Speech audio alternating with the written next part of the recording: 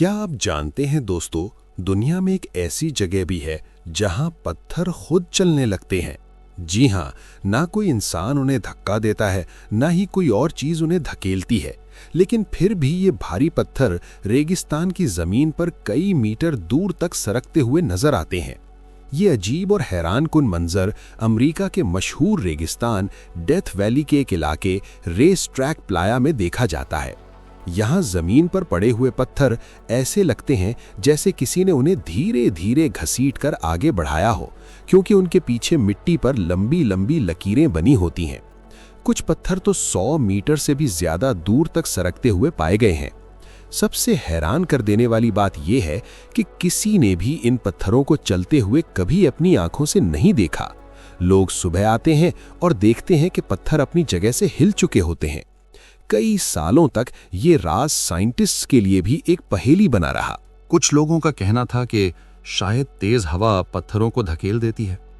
कुछ ने कहा शायद जमीन के नीचे कोई मैग्नेटिक फोर्स हो, और कुछ लोग तो इसे पैरानॉर्मल मिस्ट्री तक कहने लगे।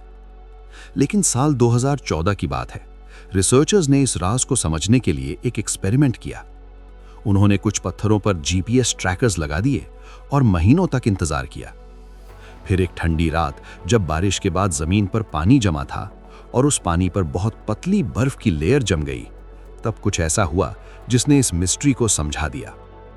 जब धूप निकली तो बर्फ टूटकर बड़े बड़े पतले शीट्स की तरह तैरने लगी, और हल्की सी हवा के साथ ये बर्फ के टुकड़े पत्थरों को बहुत धीरे धीरे धकेलने लगे।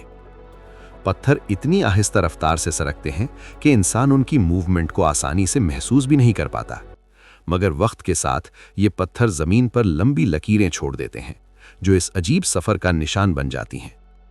आज भी जब लोग रेस ट्रैक प्लाया की इस खामोश जमीन पर खड़े होते हैं, तो उन्हें रेगिस्तान की मिट्टी पर बनी वो लकीरें याद दिलाती हैं कि कभी कभी कुदरत के सबसे अजीब राज बिल्कुल हमारे सामने ही छुपे होते हैं।